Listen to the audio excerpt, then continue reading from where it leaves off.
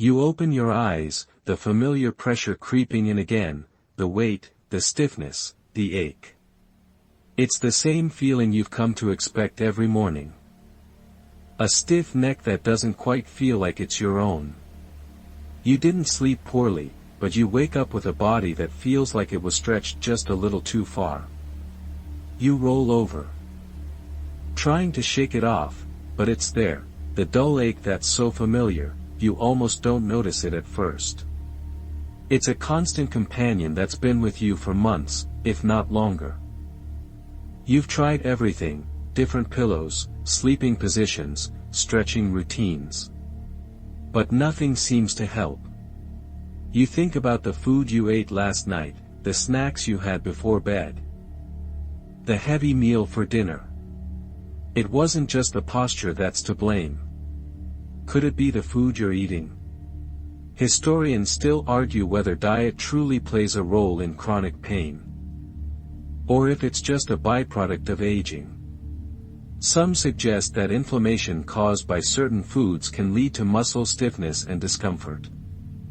But more and more studies are showing that what you eat, and more importantly, what you avoid, can play a massive role in how you feel every day.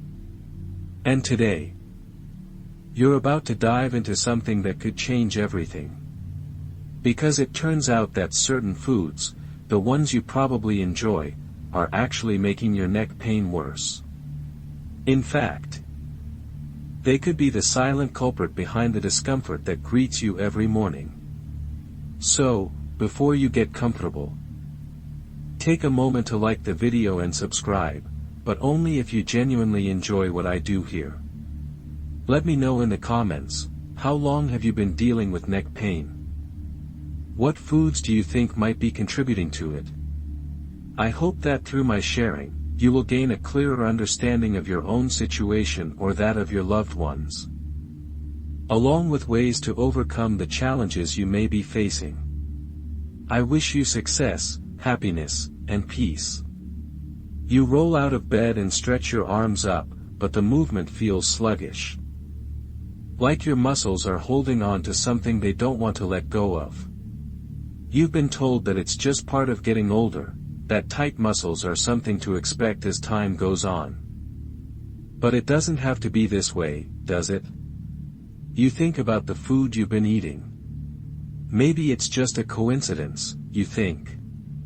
But that voice in the back of your mind starts to nag at you. What if the food you're eating is making the pain worse? You've heard people say that certain foods can trigger inflammation, but you've never really looked into it before. Could it really be that simple? It's time to take a closer look. Because there's a good chance that some of your favorite foods are not helping your neck at all. In fact, they might be making it worse. Now that you're awake, you start to think about what might be contributing to that stiffness. Maybe it's not just how you sleep or how much you stretch, but what's going into your body. You've heard that sugar is a villain in many ways.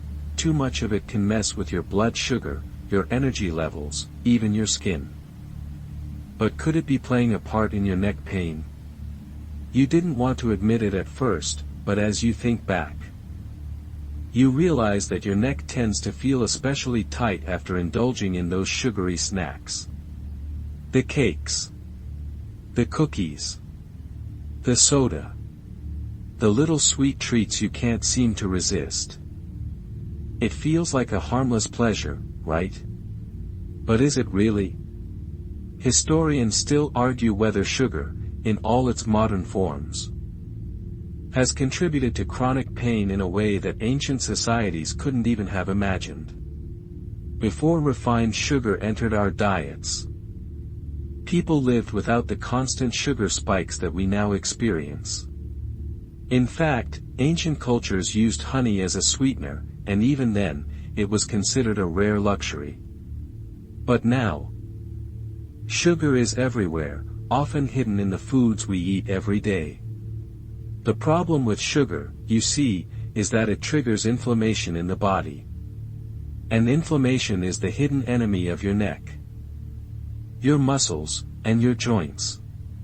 It's an insidious process that creeps in and worsens your discomfort without you even realizing it. When you consume sugar, your body reacts by releasing pro-inflammatory chemicals, which in turn create swelling and stiffness in your muscles. It's a cycle that can feel endless. And here's the kicker: sugar isn't just in desserts. It's in your bread, your pasta, your sauces, and even the salad dressings you've been adding to your meals. You might not realize it, but every time you indulge, you're feeding that neck pain, making it worse with every sugary bite.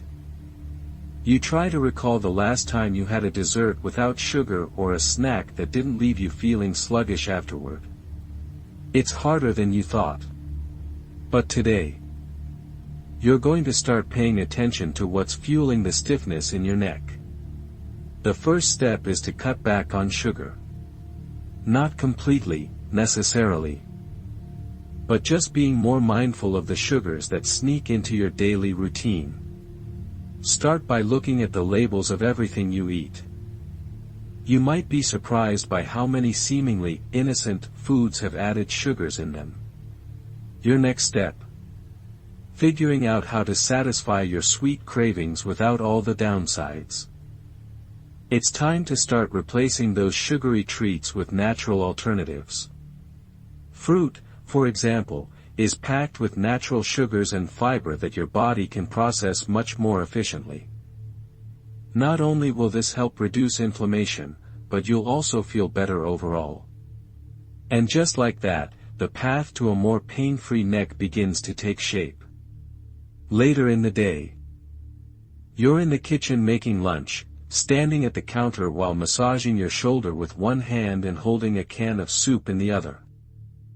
You flip the can over and read the nutrition label, mostly out of habit now, because something in you has changed.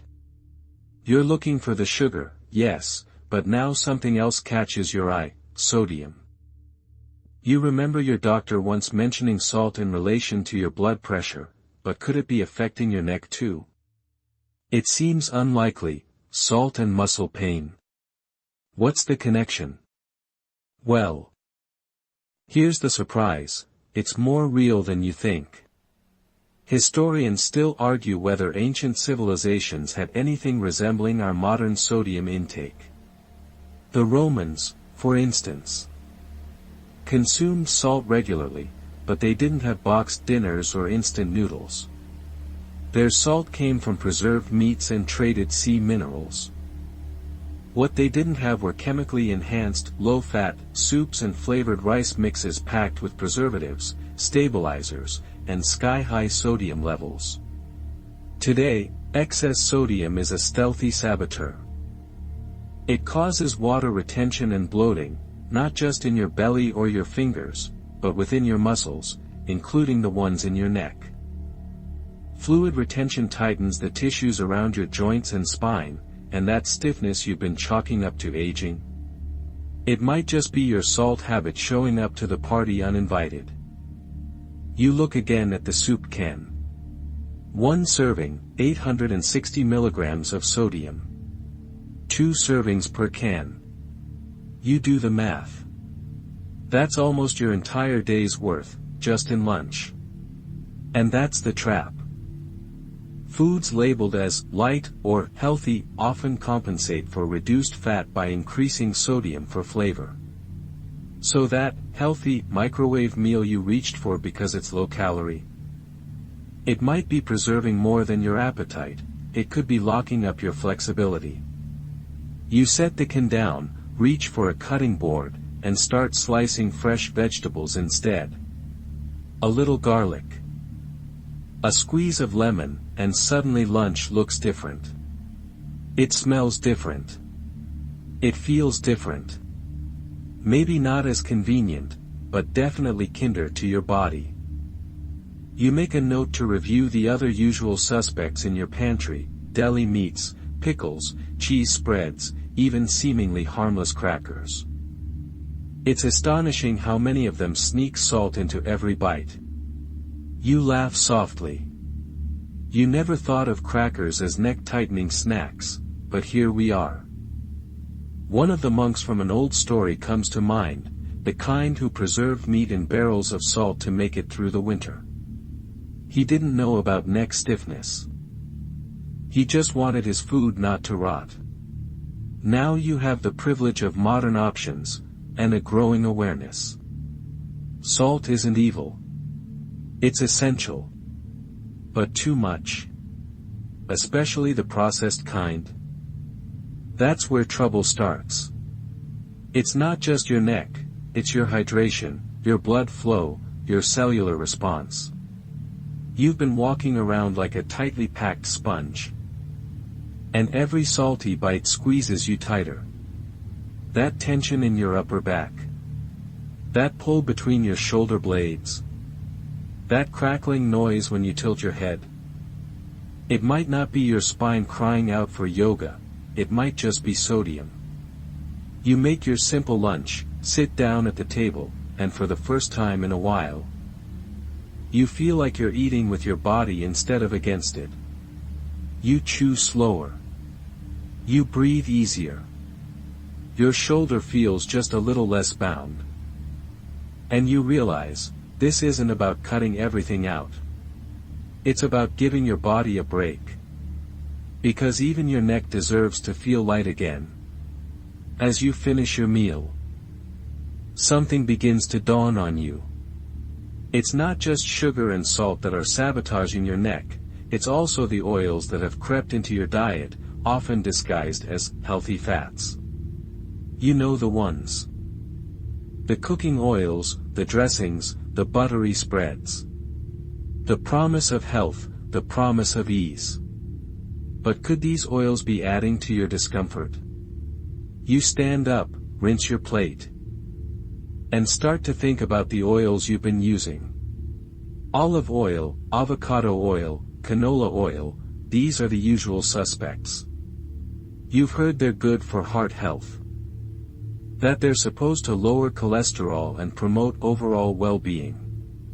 But somewhere in your mind, you can't shake the feeling that there's more to this story. The problem lies in the type of fat these oils contain. They're high in omega-6 fatty acids, which, when consumed in excess, can contribute to inflammation. And it's not just inflammation in your joints. It's inflammation that affects your muscles, your tendons, your connective tissue. Inflammation that tightens your neck and keeps you from moving freely. Historians still argue whether ancient civilizations had the same problems with fats that we do today. While they used animal fats and olive oil, they didn't have the same access to processed oils and omega-6 heavy cooking fats that we now consume at an alarming rate. The rise of industrial vegetable oils in the 20th century marked a sharp shift in the average diet, and it's no coincidence that rates of neck pain and other inflammatory issues also began to rise. You recall hearing once that omega-6 fatty acids are essential for the body. They are, in fact, vital for many bodily functions. But the issue is the ratio. Omega-6 is abundant in modern diets, while omega-3s, found in fish, flax seeds, and walnuts, are not as readily consumed. This imbalance creates an inflammatory response, and inflammation, as you've learned, is a root cause of your neck stiffness. You think about the oils you use in your cooking. Olive oil, you know, is the better choice. But even it can cause problems if you're overdoing it. And those other oils, the canola oil, the sunflower oil, they're the real troublemakers. You make a mental note to replace them with oils rich in omega-3 fatty acids, like flaxseed oil or walnut oil. These oils help fight inflammation rather than fuel it. They won't fix your neck overnight, but they'll give your body the tools it needs to start healing. And what about the dressings you've been using? You glance at the bottle of low-fat ranch in the fridge. It's full of oils you don't want to be consuming. You swap it for a homemade vinaigrette with olive oil, lemon juice, and a touch of mustard. It tastes fresh, vibrant. And, perhaps most importantly, like something that won't add to the tension in your body. This is a shift, a change that doesn't require drastic sacrifices. Just small, intentional swaps. Oils that heal rather than harm. It's not about cutting out flavor, or comfort, it's about bringing your neck back into balance. And now, as you sit down again, you realize that you've made a choice. A choice to stop putting the same ingredients into your body that keep your neck in chains. You've taken control of your diet in a way that feels empowering, not restrictive. As you finish your meal and wipe your mouth, you think, this is just the beginning. A few days go by. The changes you've made to your diet, cutting back on sugar, lowering sodium, and swapping out inflammatory oils, are starting to show results. It's subtle, but you can feel it. Your neck feels lighter when you wake up. And the stiffness that once lingered all day now only makes a brief appearance after long hours at your desk. It's not gone completely, but you're noticing a difference, and it feels significant. You decide to keep going. But what about other foods? What else in your kitchen could be contributing to this slow, creeping tension in your neck? You think about dairy. You've always enjoyed a glass of milk here and there, and cheese has been a comforting staple in your diet for years. But could dairy be playing a role in your discomfort? Historians still debate the role of dairy in ancient diets. While civilizations like the Romans and Egyptians consumed dairy in various forms, cheese, milk, yogurt, there's a growing body of evidence suggesting that too much dairy, particularly in people who are sensitive to it, can cause inflammation. And inflammation, as you've learned by now, is the root of your neck pain. It's easy to forget how much dairy sneaks into our diets. A little milk in your coffee, a slice of cheese on your sandwich, yogurt for breakfast. Over time, these small daily indulgences can add up. If your body doesn't process dairy well, whether due to lactose intolerance or a sensitivity to proteins like casein, it can trigger an inflammatory response that tightens your muscles and exacerbates joint pain. You pause in front of the fridge, eyeing the half-gallon of milk. You've been drinking it for years without much thought, but now you're starting to wonder, is it worth it? You decide to try eliminating dairy for a week to see how it affects your neck pain. The first step is replacing your milk with almond or oat milk, both of which are low in inflammation-promoting ingredients. For cheese, you try plant-based alternatives, which are surprisingly satisfying when paired with your meals. You find that your body doesn't feel deprived. It feels lighter. It's not just about avoiding dairy. You begin to focus on foods that actively support your body's ability to heal. You add more leafy greens, spinach, kale, and Swiss chard, loaded with anti-inflammatory compounds like magnesium and vitamin K. You incorporate more fatty fish into your meals, such as salmon and mackerel, which are rich in omega-3 fatty acids that reduce inflammation. You start adding walnuts and flax seeds to your morning smoothies, knowing they'll help balance your omega-6 intake. You also begin to experiment with turmeric, the golden root that has long been hailed for its anti-inflammatory properties. You sprinkle it on your roasted vegetables, mix it into your smoothies, and even add it to your soups. The vibrant yellow color reminds you of the healing powers at work. The difference is subtle at first, but it's there. Your neck feels a little more flexible when you turn your head. The morning stiffness lingers for only a moment before it fades away. The inflammation in your muscles seems to have finally been given a break, and your body, your neck, specifically, is starting to feel the difference. You're not healed overnight. You know this. But this is progress. Real progress. And as you reflect on the changes, you can't help but feel a sense of pride. It wasn't about taking the quick fix or the pill, it was about taking the time to listen to your body and make conscious choices. You've taken control of your neck pain in a way that respects both your body and your health. Now, every meal feels like a step in the right direction. A nourishing choice that supports not just your body but your future self. A week has passed since you began making these changes, and you can feel the shift in your body. The chronic neck pain that had once been your constant companion is starting to fade into the background. It's still there, occasionally, but it no longer dominates your life. The stiffness, the tightness, the discomfort, it's all becoming more manageable. But the real victory lies in how your body feels, how it's starting to reset itself. And how much more aware you are of the power of your diet.